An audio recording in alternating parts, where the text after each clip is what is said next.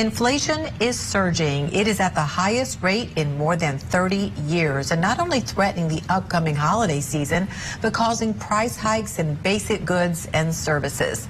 The Labor Department reported consumer prices jumped last month 6.2% compared with this time last year, and nearly 1% from September to October alone.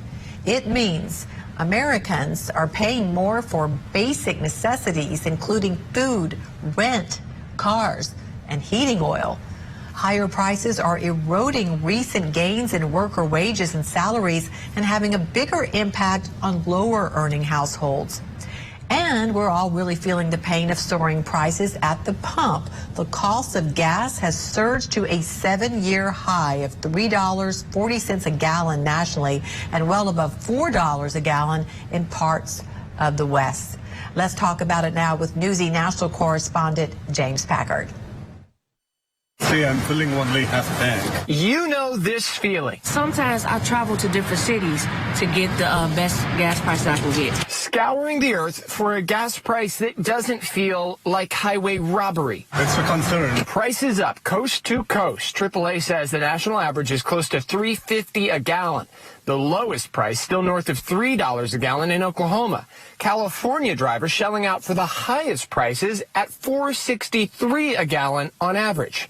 Drivers in cities like L.A. finding many stations at or above $5 a pop. Food prices and energy prices, prices for cars. This is not just a gasoline thing. Supply chain bottlenecks, demand changes, and inflation driving up prices all over the map. Firms and employers and wholesale and retail stores see that they can charge higher prices and still sell their products. And so we see prices going up. With stimulus money in pockets, Americans are spending, with holidays on the horizon, too. Overall inflation is running well above our 2% longer run goal. It's part of the reason why the Fed announced last week it's slowing bond purchases. That could open the door to higher short-term interest rates next year, a move aimed at slowing inflation.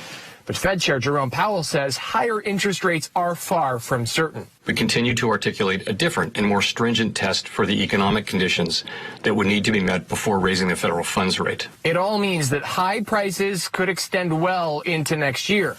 High inflation, too. For the majority of the population, people on fixed incomes, inflation is harmful because it's eroding their purchasing power.